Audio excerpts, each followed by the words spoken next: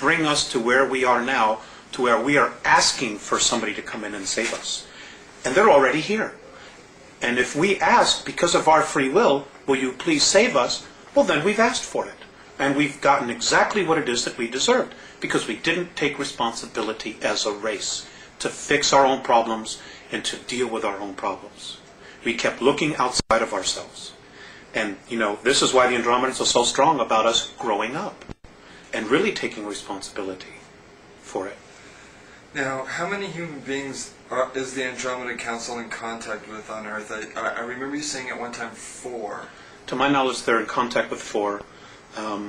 Beyond that, I don't know. I don't know if there are more, if there are going to be more. I know there's one in the United States, there's one in South America, one in Asia, one in Europe. But there are other groups that are here, you know, over 170, who may also on some level be talking to people and communicating, whether it's physical or telepathic or through mediumship, you know, dealing with the different spiritual levels. There's a lot of information that's being sent down here. Are they finding it's effective? Is it working? To a degree, it's not working as quickly as they want, simply because most people are incredibly apathetic.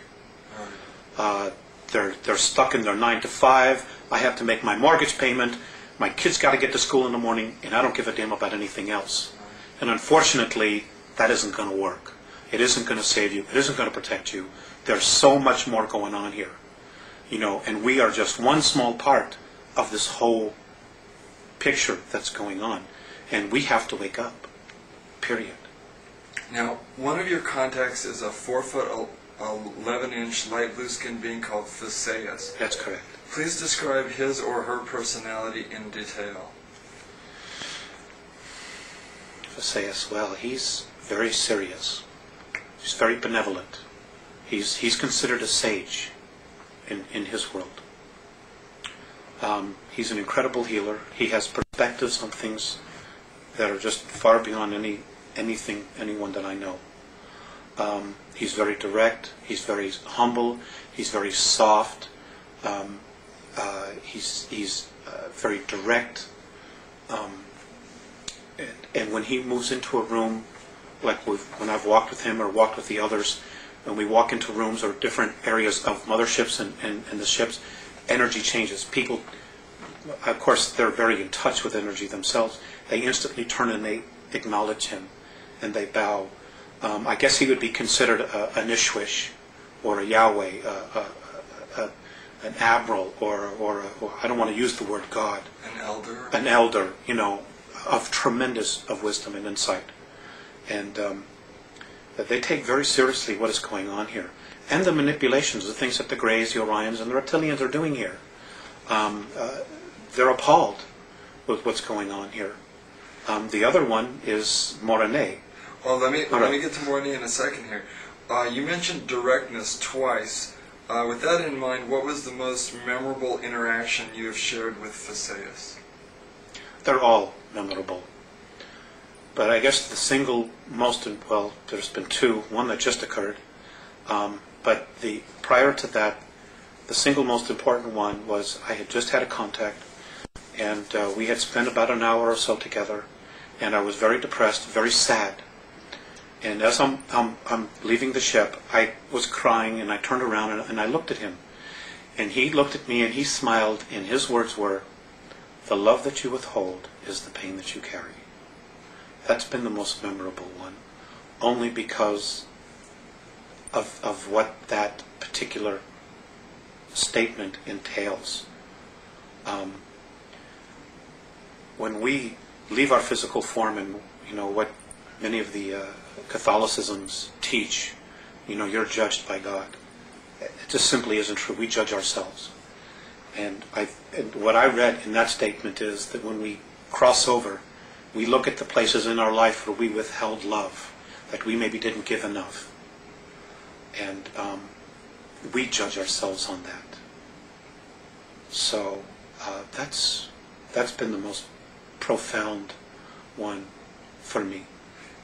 And Morane, he's a 7.5 or 8 foot snow white skinned hairless being. Also, he's light blue as well. Oh, light blue. I'm sorry. He's light blue. Can you describe his or her, can you describe his personality then in detail? He's serious, but he also has a really good sense of humor.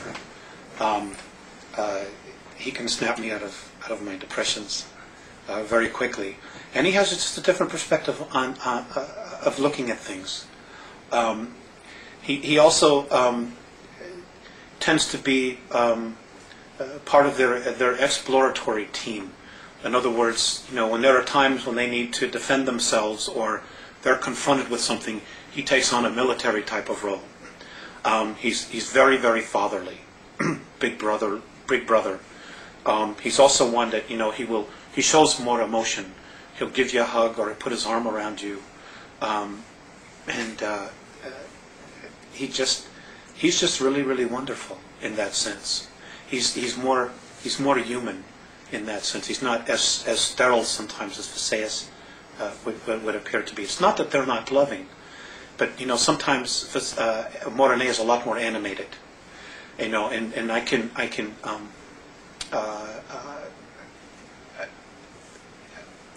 relate more to him, and I think he can relate more to the emotions that we experience here, the tremendous extremes that we experience. I think he's a little bit more in touch with that, than maybe sometimes Visayas appears to be. Now let me ask you, what was the most memorable experience you've had with Morene?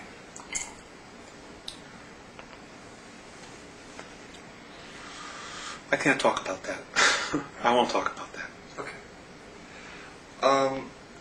Now, please describe where and when you were born and your youth.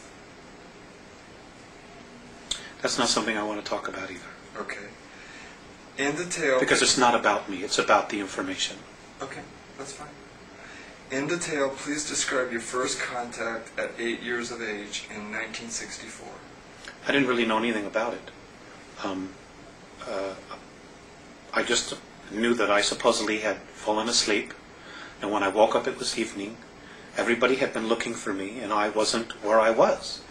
And when I took them back to show them where the imprint was, we were playing hide and go seek, and this was in the peninsula of Michigan, near Woodstock, Michigan. And people had been looking for me, and I wasn't there, and I got a spanking, because I wasn't where I was supposed to be, and I'd been missing for hours. I didn't really know what had occurred until the second contact, which was at age 14, where I was told what had happened, that they had given me a physical, they had given me a suggestion to forget because of my family members just simply wouldn't understand. And they were right. They were very right about that. Why was the physical necessary? Well, they do that all the time. They do that to everybody, to make sure that you're physically fit, because they genuinely care about your physical health. And if there are problems, they want to make us aware of it and maybe offer a suggestion, like maybe you shouldn't do this, you shouldn't do that.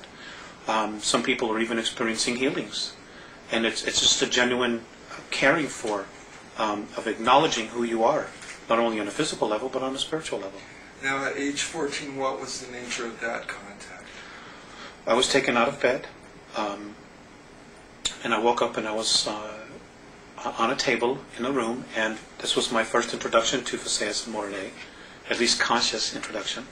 And they were looking down, and I did, on a soul level, experience a recognition. There was no fear whatsoever. And we talked, and they showed me some things about my physical self. They also gave me a ball which recorded my entire energy field, who I was, who I've been in past lives. And as it was recording this, I could see all these different images of who I'd been going across the screen. And they saved this, and this was put into the computer so that they would contact me and could contact me no matter where they were at any particular time that they need to. I was asked if I wanted to help them. I agreed to do this, although at the time I didn't know exactly what it would entail.